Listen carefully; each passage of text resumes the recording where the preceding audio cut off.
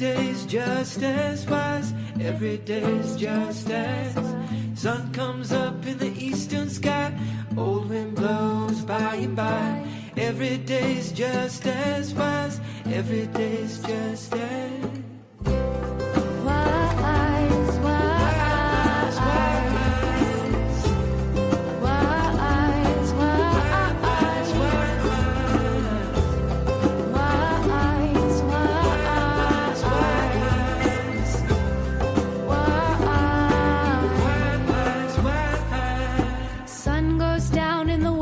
Sky, the moon will rise with her shining eyes. Every night's just as wise. Every night's just as wise. Sun goes down in the western sky. The moon will rise with her shining eyes. Every night's just as wise. Every night's just as wise.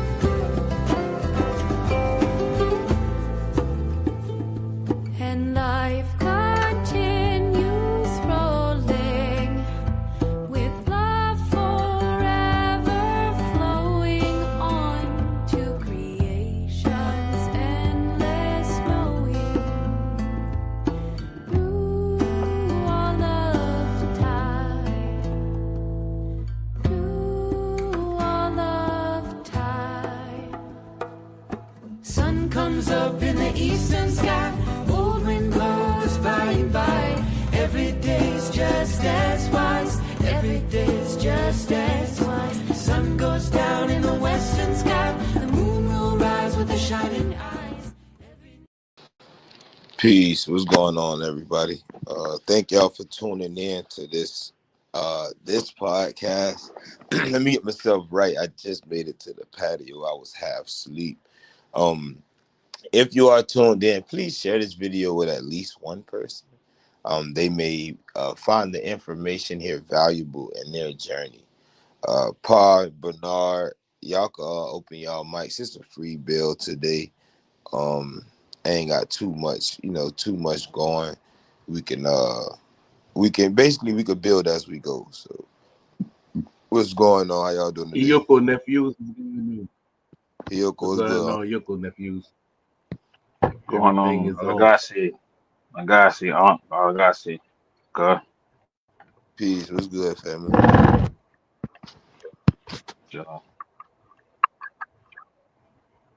Boy, living in the Southeast is beautiful. Say what, Paul? I say living in the Southeast is beautiful. Ain't it? But so what I to touch on the title, who you are, not what you accept. Again, given the history, if part one I gave the history, but the title itself comes from a book I've read while I was Nuwapian. The idea is still the same, but the product is not. What I mean is, who you are, not what you accept. Someone telling you you're African and you accept that as fact, that's something you accept. You becoming Christian, Muslim, Israelite, Nuwapian, you not being from Hindustan and worshiping or giving veneration to Vishnu, those are things that you have accepted outside of who you were actually born to be. So who you are, that's fairly vague, but it's not a simple answer, right? Because none of us have the same exact answer. But when we're dealing with who we are, we're dealing with bloodline. So you can be of a bloodline and accept Christism and carry Christism into the next generation, and they carry Christism into the next generation. What's going on in the family is their culture has changed, but who they were born has not. So when you see, okay, well, this family may not have had ceremony in this long, or this family practiced Islam, so they didn't have ceremony in this, in this long, but they still know who they are. So they pass that on to their family members, hoping, wishing, thinking that someone will take that and expand on it. Hoping, wishing, and thinking that someone will put the pieces together, because everyone may not have them all. So when we look at the world today and we ask someone, we say, well, uh, what are you? Many people will think in the religious terms or in the religious way. They will simply say, well, I'm Christian, I'm Muslim, I'm an American. But those are things they've accepted. Being a Puerto Rican is something that you've accepted. Being a Floridian is even something you've accepted. So we get it down to that level. We have to understand that we are who we are born. Once we can get rid of these cloaks, things will start to unveil, because Christianity is a cloak. Being a Muslim is a cloak. Being an American but practicing Hinduism is a cloak. But if you take that off and we strip that off of you, then we have to deal with what is called genealogy. Who do you descend from? Where were your people? Who is your people? How did your people travel and migrate? All of this matters. But when you're able to answer those questions and you can accept yourself, then you become who you are and you've accepted that. You can find out that you are indigenous yesterday, as I said yesterday, and it's for you to celebrate today.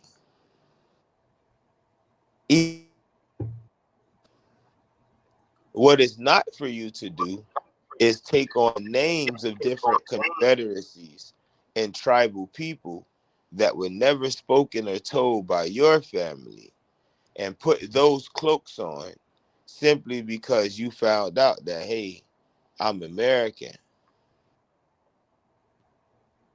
That becomes another religion.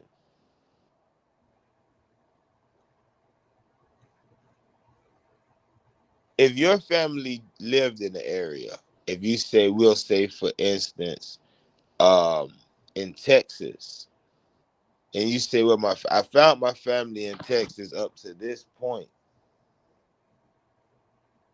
and you start claiming the ancient cultures that was in that land, what you have to understand is, being that you may not or don't know about those cultures, or have to accept what's being taught by those cultures, you've made that a religion all over again.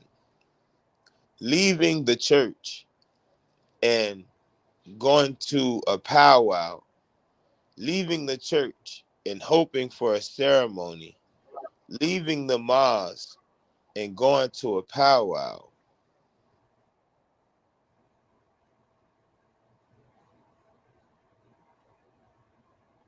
We have to make it make sense.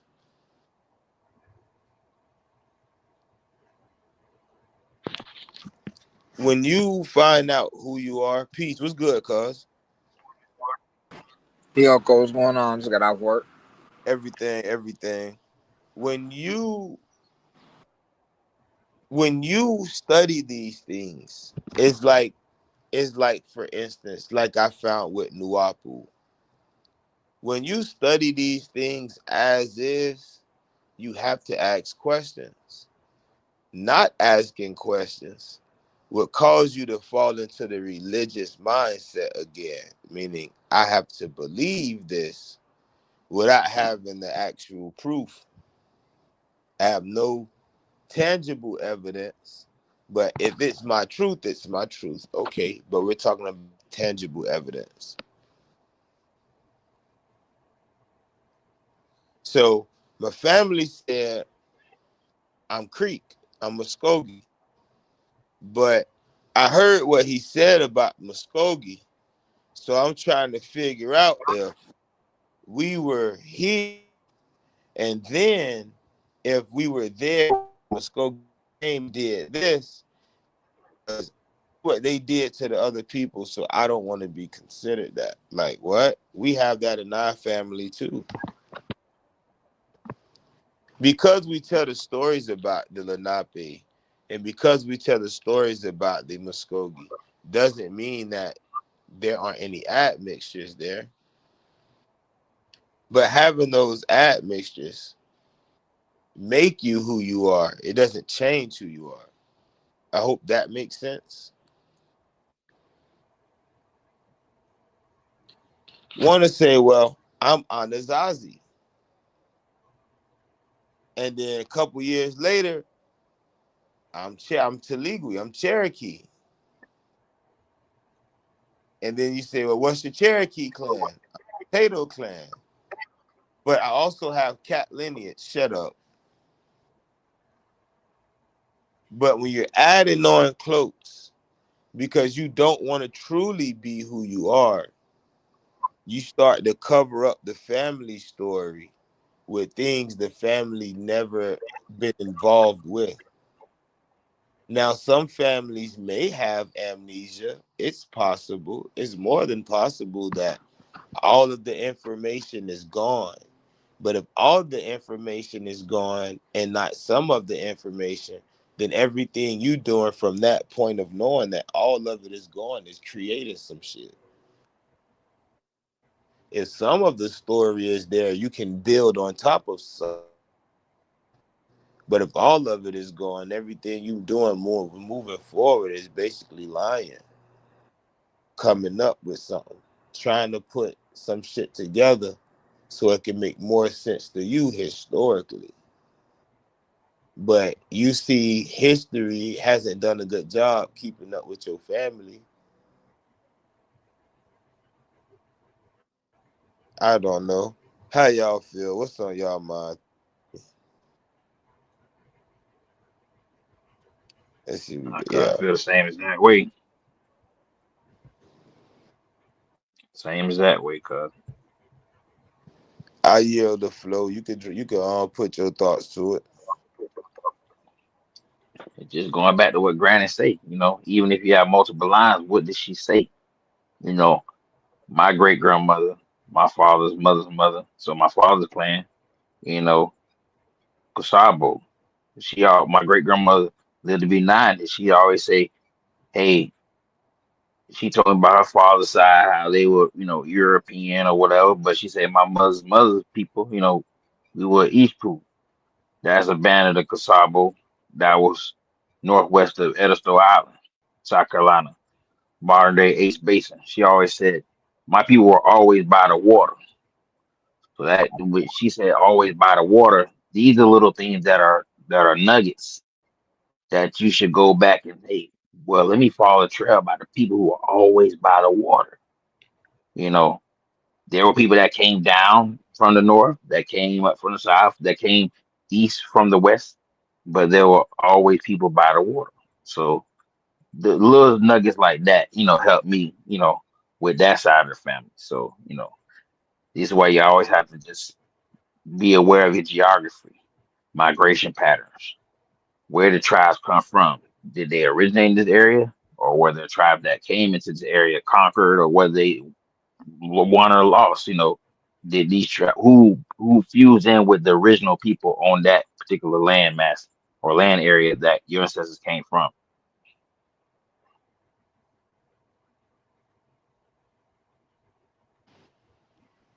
Facts. Let's see, Month, Paul, y'all got something y'all want to add to that? Yeah. Just like nephew said, there's things that your family member says, little key nitbits, right? Um, in dealing with the information, in dealing with being raised in the culture, yes, we do acknowledge our admixtures, right? But the culture that we brought up in was not an African culture, you know what I'm saying? But we do give credence to that side. And but when your mama and them is telling you things, and your grandfather, your granduncles, and your grand aunts, and they showing you things, and they showing you medicine that's actually pertaining to the Americas in the Southeast, who can tell you different? Who can tell you different, right? And that's the thing that people in them is keep on forgetting, right? You may have a lot of admixtures, just not from Africa. You probably have European, or you probably have Hindustani in there, or you probably have French or German or Austria. You know what I'm saying? Yes, that's all composite within your bloodline. But what you was raised as in your house, or how you say it in mama house, right? You can't come and argue somebody else's culture in mama house where mama gave you the culture. But you got some people that say, "Oh, your grandmother was lying." Man, you out your freaking rabbit mind and said that somebody grandmother lied. Because the thing about it, what people keep on forgetting is that they run with the African slave trade narrative, but one have to remember that you also had American natives in the Southeast that was also in slavery. But the thing is, because someone was put into slavery don't mean they have amnesia. That's what they keep on forgetting. There's no ass whipping in the world that can make you forget who the fuck you are. Look at what happened with Rodney King. Rodney King got beat by how many policemen? About 10 policemen with iron billy clubs with lead in it. And he still knew that his name was Rodney King. He still knew that he was black. He still knew that he was African. But he was still being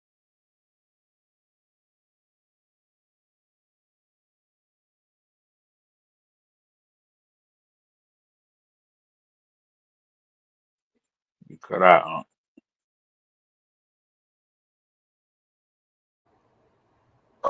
He on. See, yeah, I don't know what's going on with this yeah, mic. but you was Yeah, raised as who you was yeah, raised as you in your breaking house. up. You broke up for the last 2 minutes. Oh wow. Yeah. I was saying that, Yeah, so you've been you were, going out. So yeah. Y'all can hear me? Yeah, We yeah, can I you hear you now. now.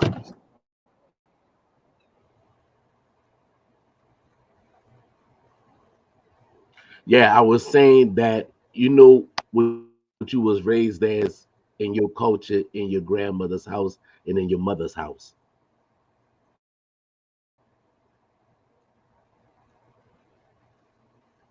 And I yield the floor. That's facts. No one can change who you are.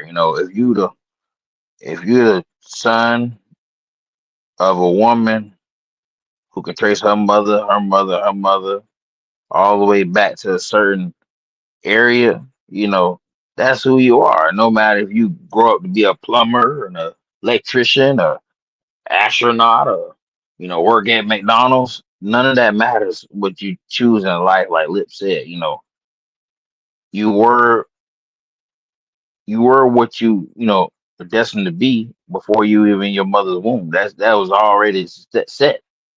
So if you know your history and your people, that's who you are. It's already manifest. No one can change that, no matter what.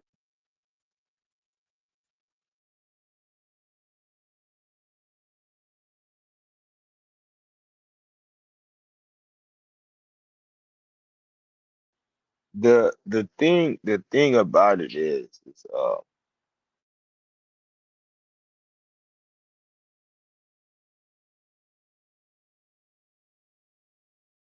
with since it has to be referenced, like with Nuwapu, right?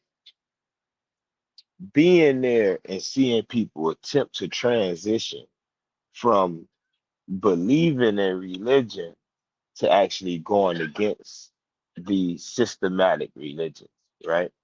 Or any Abrahamic religion. So the transition that you see in those people is different, but they come wanting the same thing they were just attempting to leave behind, which is a religion. It's a spell that had to be cracked. And a lot of these things people are going through is like, is as we used to say, like spells. So you are seeing all this information come out, and that information made you say, you know what? I have to attach myself to that. And it damn near become cultish. And you leave the church, but go to study their bloodline while looking for something to believe in. That shit is dangerous. Because you'll say, you don't know shit about these cultures. But if I say Nepuelu and I tell a story about Nepuelu, and you say, well, yeah, well, Nepuelu does this, and that. That is belief. That becomes a religion. So you're looking for tribal stories. You're looking for chants and prayers and rituals and ceremonies, not understanding that that's someone else's truth. And if you're attached to that tribe and then you've never dealt with that, you would then have to believe that these spiritual powers are working for you. You notice I use the word believe, and I'm telling you what we do on the physical world as we portray it tends to become belief. So if you say, well, the deity or this deity, we'll use Yahola for instance, or Yahala when dealing with the the Mesoamericans. And now you left the church and you left Jesus, you left the mosque, you left Muhammad, but now you got Yahala, which is a whole nother deity. Whether the energy or the spirit exists or is similar, you've crowned that whole other deity as God. Belief. It's who you are, not what you accept. So you can have the rituals or come from the rituals and the ceremonies because that low key make you who you are. But what comes along with that is accepting things that again put you back in the realm of belief and or cultural truth. But my cultural truth doesn't make it the fact of the matter. You see what I'm saying? A lot of people will get caught up in cultural truths. A lot of people are looking for something to simply replace what they feel is not God or a creator or deity anymore. All right. Or like that. That's really what I've noticed. That's something that I've noticed personally.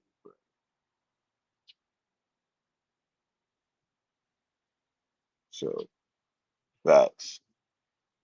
But that's where I'm really at with it is study your family, learn who you are, but you have to let that extra shit go. You have to let it go. I'm actually Crane and I actually start working on it. But I'm gonna do a part two to the book Who You Are, Not What You Accept. But it's gonna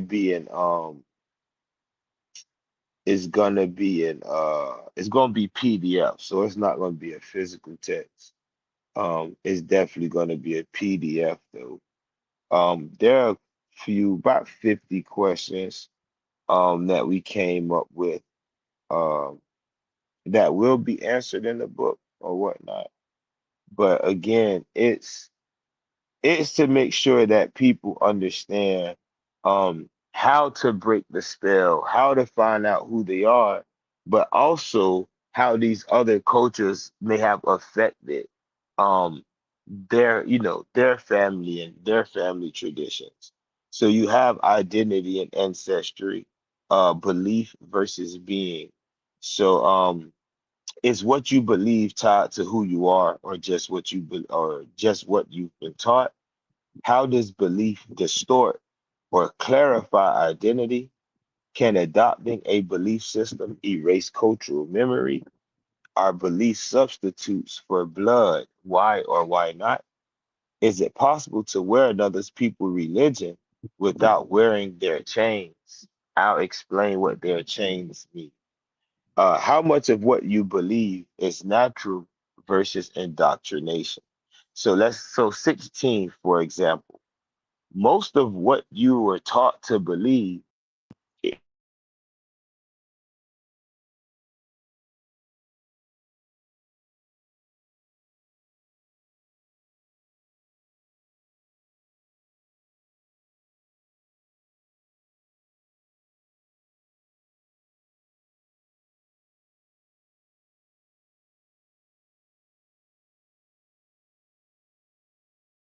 a call. I don't know if I'm back. Can y'all hear me? 'Cause I just got a phone call. Yeah, you had kind of muted out for a little bit, but we got you. All right. All right, we good. Let me put this back on my headphones. Yeah. So with that question 16, how much of what you believe is natural versus indoctrination?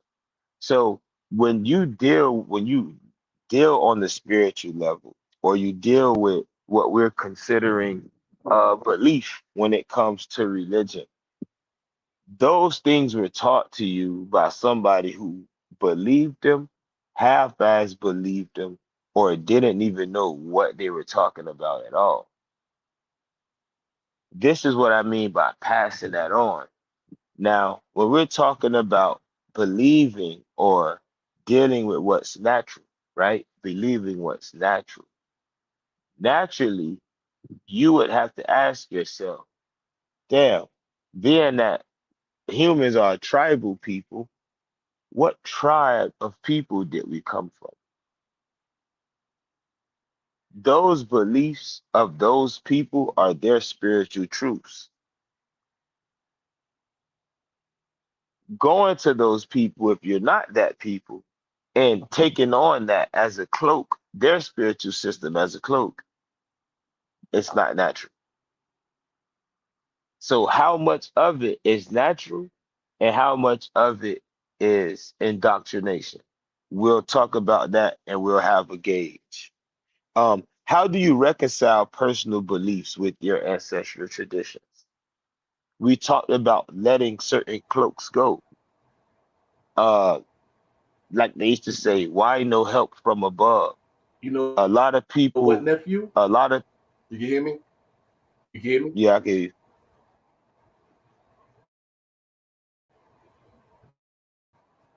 Yeah. And I'm glad you brought that up, right? Because as you was talking, I was sitting up here thinking, dealing with these stories, right? Who came up with the concept of the stories that were told to be folklores or legends or myths, right? Because if we are planetary people, as so called say, right?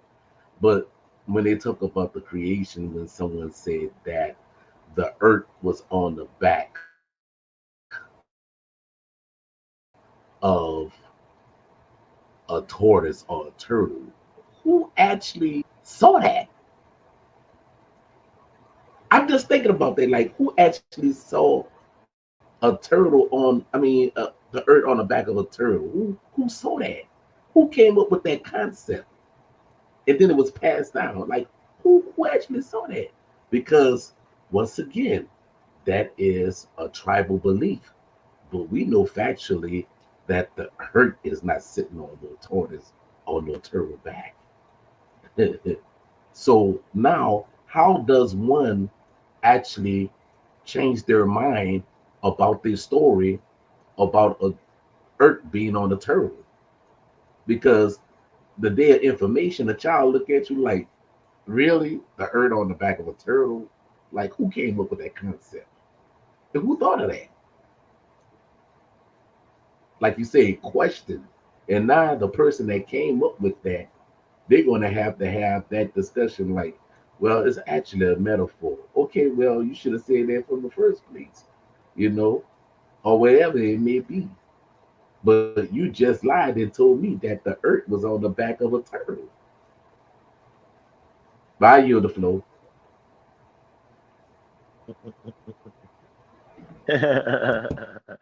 It's belief, right? So again, this is where I'm going.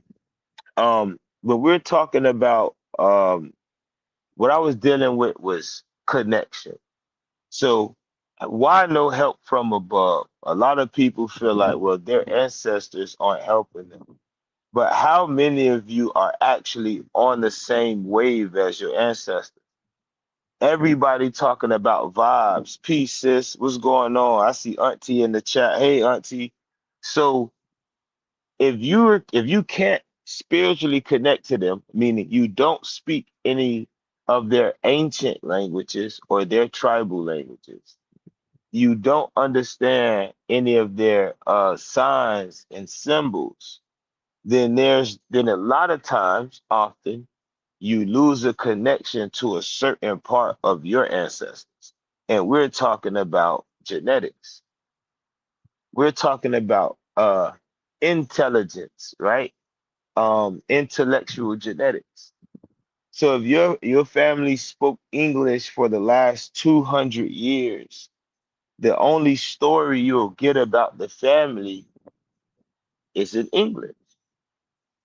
If you pray, chant, if your rituals are in English, then the vibration that you're dealing with isn't the same vibe that you would be on if you were speaking a tonal language or dealing with one of your ancestral languages. This the same thing with deities. How you deify someone, um, how you idolize a certain energy, and you start to depict that energy a certain way. What you are doing is manifesting that. You're bringing that from the dark world or that which is etheric, that which is simply a thought, Tahuti, right? Thought, simply a thought. And you took it from the spiritual and you physically wrote it down and it became something to worship. This is what's going on. Religion. So if we have a deity, and that deity, like Paul said, was created by someone because they were dealing with a certain spirit or a certain energy, and they depicted it this way. And you were dealing with a similar energy or one that's actually the same, and you depict it this way. The moment we give that to the people, we've just created a whole nother belief system. This is facts. So tribal truth is tribal truth. Clan stories are clan stories. But once we say this is for everyone, it becomes religion. This is why I say I teach this shit so good. I should just become a pastor and make a church because bitches need something to believe in. How many people do you know? And this is the funny part, right? Watch this. Someone say they're the reason that communities are claiming to be Wale. Here's the true question. How many people you know were claiming that before they saw the name Wale Origin? Now, I want you to take that and then ask how many of those people went back to their actual families, did the work, and found out who they are, whether they were actually Iba'a, a part of that union or not. They've accepted certain things that they may not have known before because there were cloaks that covered up certain shit. But when they took those cloaks off and said, wait, I'm Wale, and then say, wait, Wale Origins just told me Wale is just another cloak. What do I do without Wale? Be yourself. Because I'm giving you names to replace shit that you want to replace, but you don't know how to replace. So I'm showing you, if I give you this name and I can teach you how to study your genealogy based off this name, you find out who the fuck you actually are, you will drop that name and start being yourself because the name Wale is just another cloak. How many times have I explained that Wale Origins is dealing with the people that became known as the Wale? So who are the people that became known as Wale? You remember I said this word is dealing with the people that later became known as Cherokee, which means they weren't that before someone else called them that. So all I did was gave you another doctrine and cloaked it in a name and gave you history and gave you a religion to make you actually want to do the work for your family. But that's what it took. Take the fucking cloak off and be who your family said you are.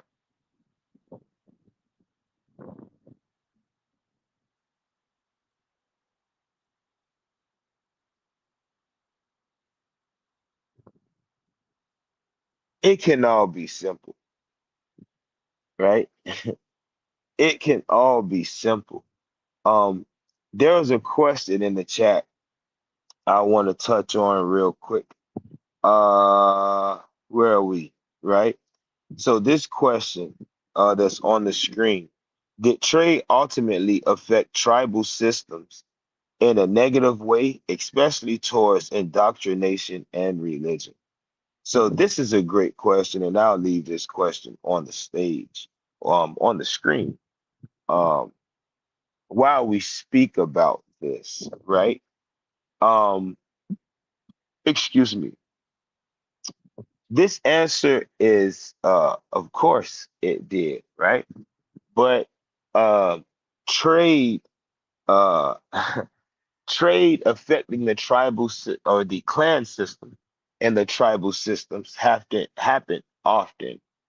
And what they did is, like it says here in the question, indoctrination and religion. If anyone actually studies, they know that the Mississippian era was one of what we'll call religion or religious belief, right? You had to believe in certain deities. You had to speak a certain language because that language was connected to the system. You had to do certain rituals at a certain time of the year to be in connection with them. You had to move through certain trade routes. But what that did was it left people out or subjugated people who had their own cultures and in turn didn't want to um, become a part of their ceremonial or their religious traditions. That's one. Another way this happened is during the during the contact era when Europeans came in and their trade when they were trading, they began to separate families, separate towns, um, and split unions based off who they were doing business with, who they may have or may not have supply with firearms or any goods and things like that. So, of course, right? And what that came with was the religion. So you have the mission era where they're coming in and indoctrinating indigenous people and using those indigenous people to um, fight their battles, right? Grow their crops, um, catch an unalive deer, excuse me, for the deer skin trade and all this different stuff, right? So yesterday I was reading chapter 3 in my book, and we touched on trade. I want to see if I can find something dealing with trade um that may help here too. Let me see something.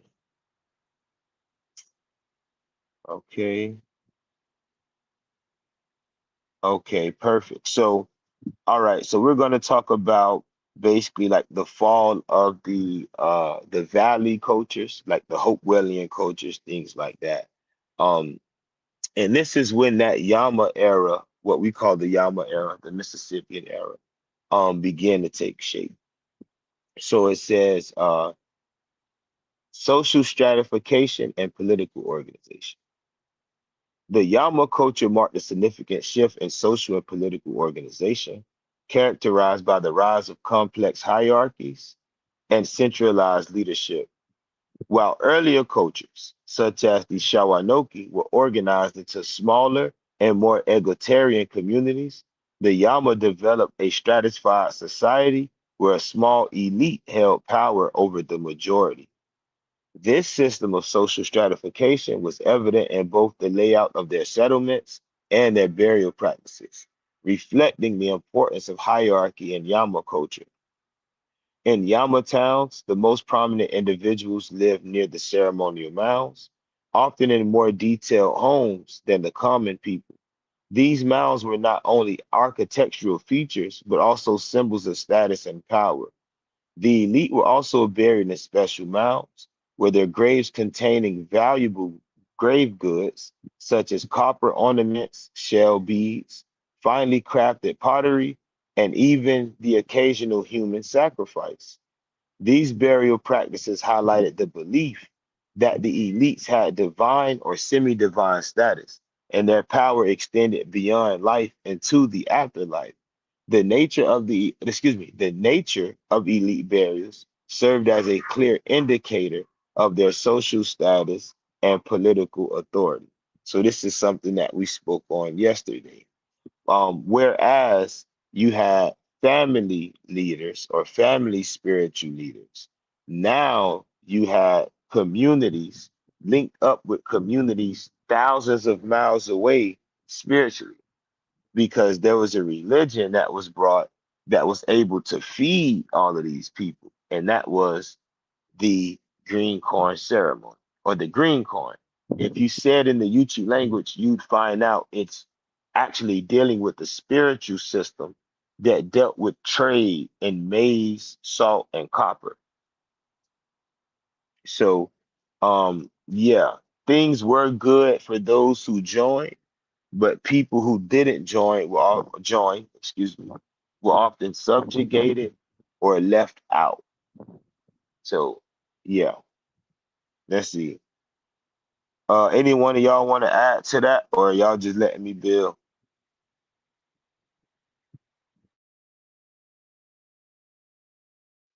Yeah, no, cause you right. Cause basically, um, when different cultures and different peoples came in and tried to indoctrinate, I would say the gatekeepers of the southern coast, the Appalachian, and the gatekeepers of the east coast, the Baja, were all same. They did all that, and not necessarily all the people, you know, went one way or the other. Sometimes it was split down the middle. Sometimes you had certain Right. ones that rebelled, and you had certain ones that were Christianized.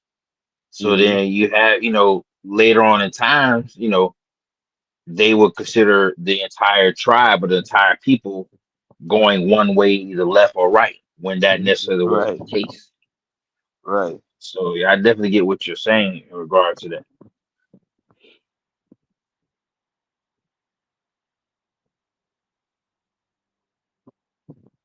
For sure. Let's see. Anybody else want to add on before I continue? I'm about to jump to chapter 1.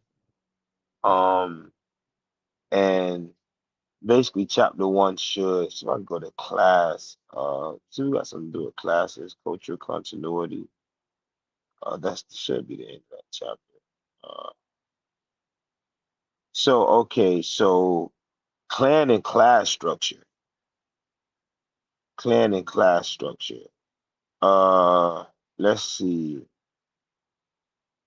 Let's see. So, as far as the earlier cultures, right, before the Yama era, it says the Wali or the Wa'ili society also divided males into two distinct social classes.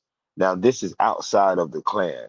This division was patrilineal, passed down from father to son, and public offices related to spiritual ceremonies and political matters were associated with these divisions. Members of these classes often bore distinctive personal insignia, such as facial paint designs. So, outside of the clan system, you also had a class system that dealt with males getting their ceremonial obligations from their father and their actual daily obligations from their father.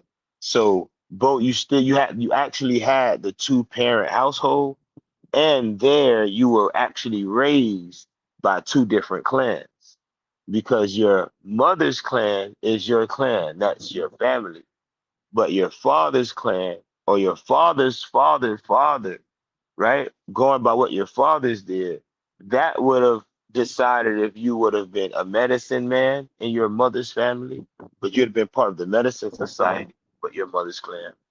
You'd have been the war society, but your mother's clan. You'd have been doing business, but in your mother's clan. But you would have learned these things from your father. Now, anybody can correct me if I'm wrong. Eventually, you've learned how to become a man from your mother's family, as that was your family. So you have two styles of parenting that eventually became something later in the Mississippian era. And now that social system became the township system. So now you have red towns and white towns, and red chiefs and white chiefs. And this is just dealing with the town, when in reality, in the original way, one clan can be full of medicine man, chiefs, and warriors based off who their mothers, aunts, sisters, and cousins were dealing with outside the family. So your grandmother has five daughters. Two of her, and they're all Wolf Clan. Two of her daughters have a child with a guy that's a warrior. Two of them have a child with one that's a guy or men that are medicine men, and another one has a child with a guy that's peace, or they say peace chief, right? Or mercy or vengeance. Excuse me, mercy leader. Each of those children will take on their father's society, meaning when it's time for the mother's family or the clan to do their ceremony, everyone in that family or every male in that family has been uh, tried by their father's family to even hold a position in their mother's family. So that's more ancient than the clan system, and then having the township system with the white and the red. That came a lot later. So that's another change in the structure of the family that actually took place during the Mississippian era.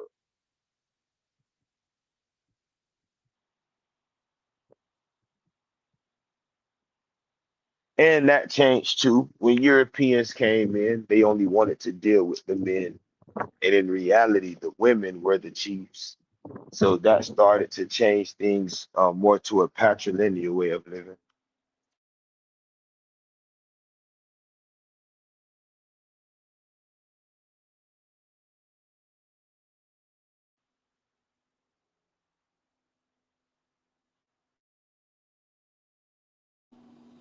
Yeah, I feel like a lot of Southern tribes got turned into patrilineal, not tribes but ways of living, like you said, through what they, the messed up things that was done to the mothers. Knowing that the mothers had all of the say so, I feel like, you know, it gave them right, felt like it gave them a right to come for what they're worth, not the men's worth. Yeah, and that's why a lot of men were put in position to make those business moves.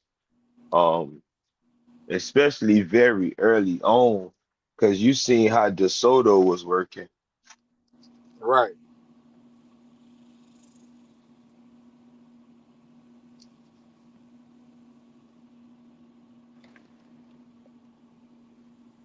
But let's see if any one of y'all else want to add on. I'm about to take off, hop in the shower, get to my mother-in-law house.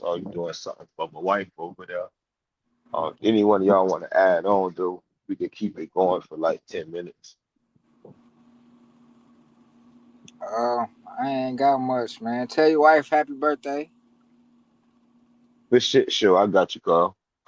Yeah, yeah. And I ain't Nigga doing want nothing right now because I recovering. hey, but I do gotta. Hey, I gotta talk to you about something. Real.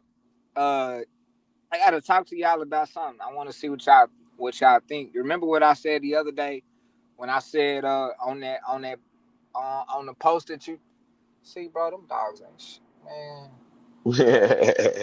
Bro, rolling in the grass, bro, just dirty. But anyway, the other day when you was I think it was Tuesday or Wednesday, you was had, you know, this is the whole stuff that was going on with Mr. Six Finger, and you had tagged me in that post, and I said, remember I got back to you and I say it is to my belief that blah blah blah blah blah gave that. Yeah, So yeah, I want to build with you about that. say less. Why that's my belief, and you I want to build with you, Red Crane, and Ring about that one. Say When less. Just hit my phone whenever you're ready. what we gonna get on the call, or you about to talk about them now? Nah, we gonna get on a call and talk about that because All right, that's all family. right. I don't want to be dropping no names and stuff on. Yeah, no, that's why I asked Yeah, you that. yeah, yes, No, sir. and then for the fact that it's not just them ain't just my direct, they not my just my direct ancestors. There's gonna be a lot of people that's got this same story. So I didn't want to drop it out there and they be like, you know what I'm saying? You know how they go. Remember how food did you? He might be my ancestor. Right? I Yeah, yeah. That's had why I a ain't want to dream say nothing. about him. What he said, cuz? Hell no. Talking about so and so resonate with my story. Nah, bro, that's hey. Matter of fact, he kind of came with that same energy that your boy came with. So, like when you was having that whole out with dude, I was having my out on TikTok with the other fool too because I'm over here telling him, and I said every time I see you on somebody's panel, I'm coming with all of the smoke, bro. He was like, why would you want? I said, bro, I don't want to see your name nowhere sitting up here talking about people's families and stuff like that. I'm giving you all the smoke every time I see that dude. So that's just how I am. I'm red house with that fool every time. Every time. So that's just how I am with him now. It's just I'm on go because it ain't no way you're gonna be sitting up here on TikTok. Somebody say, my family full blood Choctaw. This nigga say, oh yeah, what's their name? You know what I'm saying? Like just so he could try to disprove you and stuff like that. Yeah. So I'm like, yeah. He getting all the smoke every time I see his name pop up. Must always gonna be right. Bro, fool was mad because he say, I recognize with my freedmen people, I'm not denying my. I say, yeah, just because you see freedmen on everybody's stuff, don't mean that everybody was mixed with African, bro. People got different stories to tell, but it's not even that. He tried to deny these other people. He tried to deny these other people their stories, and I'm just like, bro, this feel like he doing this to everybody that get on there. It wasn't just. At first, I thought it was just me, and then he did it to somebody. He did it to two women. He did it to another brother that jumped on her, and I was just like, yeah, bro, you're not about to get on here and railroad everybody's story that come on here like it's yours, like you know who they is. by looking up their name. So, but then on top of that, bro, like somebody already told me, they said, they will screenshot your information and put it on the internet. So I gotta talk to Crane anyway. See where fool dropped all that off at, cause I can't find it. But he put he put some stuff on the internet, is what I'm told, that you can Google some stuff and find my tribal ID card and all of that stuff.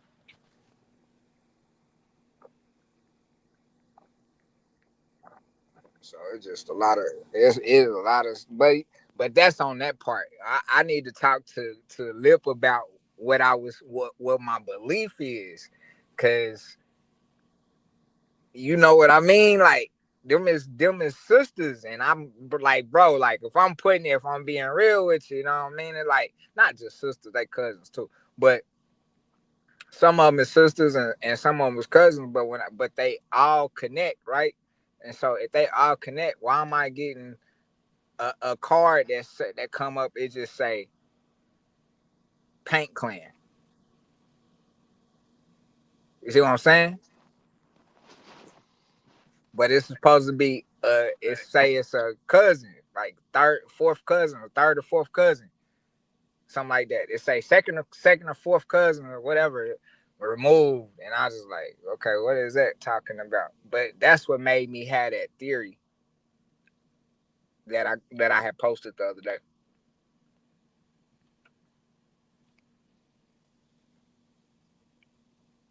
This show shit. Other than that, shit, just hit my phone after and we'll build. Everyone that did tune in, I do appreciate you all for being on here with us today. If you can hit that notification bell, that way when I do go live, you'll get notified. I don't have to send you send you anything, right? Also, when the video is over, don't forget to leave a comment on the actual video. The more interactions we actually have in the comments, on the actual video when the live is over, the more the video actually gets seen. We're on our way to 1,000. We at 905. We got an extra subscriber yesterday. So if you aren't subscribed right now, please go ahead and subscribe to the channel. Much love, everybody. Peace. I see y'all. Oh shit. We'll see y'all Friday. Yeah, we'll see y'all Friday. There is an announcement that is gonna be coming out. Disappointing some.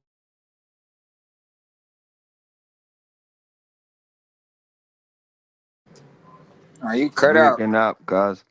Yeah, you saying something? Report sound like. I think he been saying he gonna drop the announcement. It could be disappointment to some people. Yeah, he dropped. Hey, go on. Call me in the minute, Mont. All right, y'all take it easy, fam. Hold him down, Bernie. I'm a very busy All right. man. Hey Bernard, I'm gonna send it to you too, so you can give me what you think too. Every Yeah, Yeah. do that. we might well. I'll shoot you a text in a minute, man. Mont. All right, bet. Shit, just start the call and shit after this. I'll just have my bud there while I hit that shower and shit. All right, bet. All right, cuz. Much love. Peace. Uh,